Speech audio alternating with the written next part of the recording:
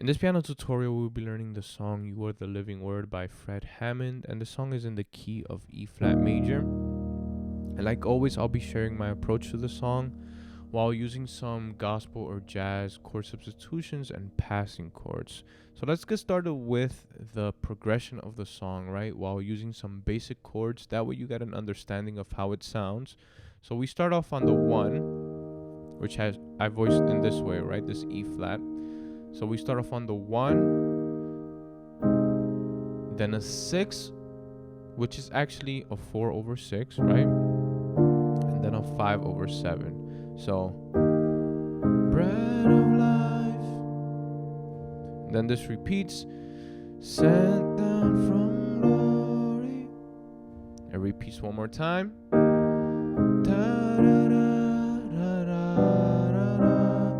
Right? In this case, instead of going back to the 1, we're actually going to go to this chord right here, which is a G over B. And I like thinking about this chord as a passing chord based on the 3, right? G is the 3, but in this case, it's sort of functioning as a secondary dominant, right? Because usually the 3 is a minor chord within the major scale, right? When we think about the diatonic chords or the diatonic triads, the 3 is usually minor, but in this case we're playing it as a major, so it's sort of functioning as a secondary dominant that leads us to the 6, which is a C minor. So many things you were on earth, right? And then we're going to go to the 2, but it's voiced in this way, right? An F over A. And we're sort of following that same theory of secondary dominance, right? Because usually the 2 is also minor within the major scale, right? 1, 2, 3, and so on, right? So instead of playing a minor 2, we're actually playing a major 2, which acts as a passing chord to the 5, which is actually the next chord, right? So many things you were on earth, a holy king, right? Passing chord to the 5, and then we play a 1, which is actually voiced as a 1/3. So, many things you were on earth, a holy king, our carpenter, right? So from the 1 to the 4, also using the 1 in this case as a passing chord to get to the 4. And then from here, the progression ends with a 6/7/1, right? 6, which is voiced as a 4/6, then a 7, which is voiced as a 5/7, and then we're back to the 1, okay? And that's basically the whole progression. So a quick rundown: 1, 6, 7,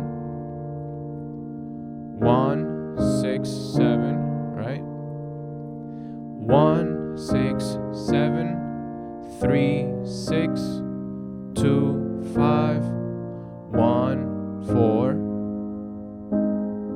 6, 7, 1, and then we're back repeating the whole progression, right? And this progression repeats itself throughout the whole song. And what I love about this progression is that it can actually serve as an exercise if you decide to transpose it to every other key, right? It sort of helps you with some very common passing chords that you can use within the major scale, okay? So let's get into some changes that we can do to the original chords of the song, right? And something that I like to do is play or voice my chords in the way that the melody stands out. So for example, on the 1, I'm actually going to play it like this, where the B is up top, because the B is actually the melody in this section, right? Bread of life, right? B flat. So, we start out on the 1, da, da, da, right? So I'm maintaining this B flat sort of as a pedal point. So I play this E flat sus2, then I play this voicing for the 6, right? Before we had this E flat, but in this case, we're going to play this voicing right here. And there's a couple of ways of thinking about it. Usually I just think about it sort of as, let's separate it into two hands, for example. I'm thinking about this E flat major in second inversion with the octave up top, but I'm just omitting this G. Then my left hand is simply playing sort of the shell of this A flat without the E flat, right? So I get this voicing. And you can actually move it up, right? For example, it's a very different type of voicing, but it fits well with the 6s and the 7s, for example, and even the 3, right?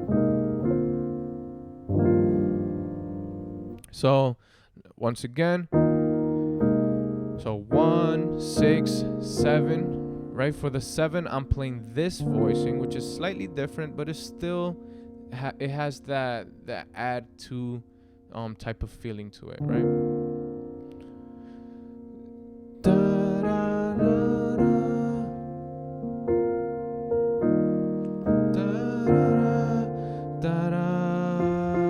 In this case, the melody, right, where it says many things you were on earth, right, it goes from F to G. In this case, we're going to voice it in this way. We're going to take a B diminished 7th approach to it. Instead of playing just a regular G flat, we're sort of adding a flat 9 to it, right?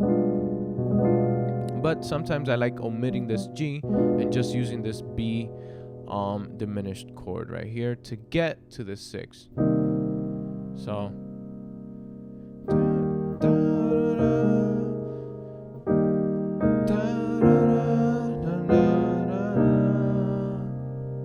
right, so passing chord to the 6. In this case, the 6, I'm voicing it as a C minor 9, right? And towards the end of the video, I'll try to change it up as I go through the progression and play through the whole song, right?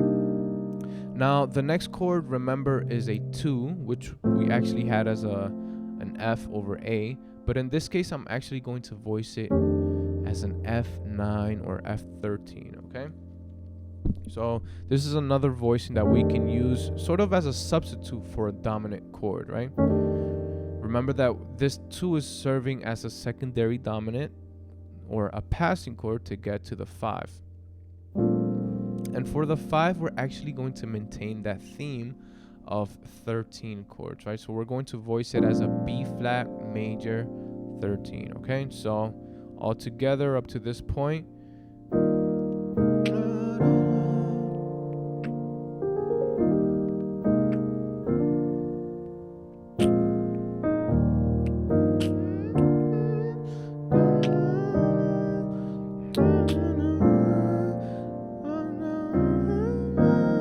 Right, and the next 2 chords were a 3 to the 4, right? But in this case, I'm actually going to voice it as an E flat 13 and then an A flat 13, right? So this E flat 13, similar to the F 13 that we had before, right?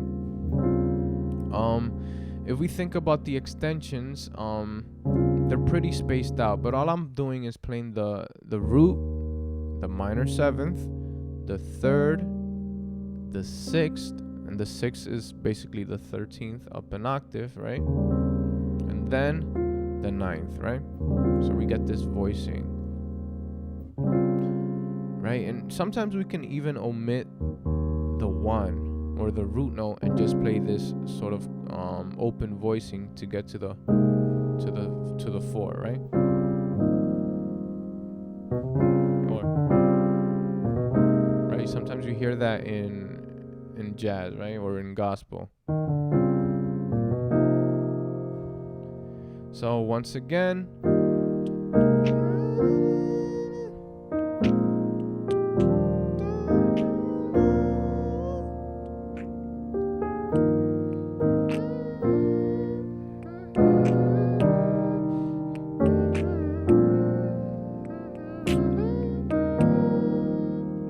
and then to end it off, we just play a 6-7-1, right? The 6 I'm voicing as an A flat major add 2, then a B flat major add 2 for the 7, and then we're back to the 1, right? And this is basically the whole progression of the song. But what I want to do now, like always, is play through the whole song a couple of times, switching up some of the chords along the way.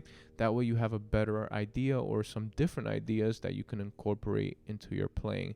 And I'll include a MIDI file in the description of this video. That way you can download it and be able to transpose it to any key and practice on your own time.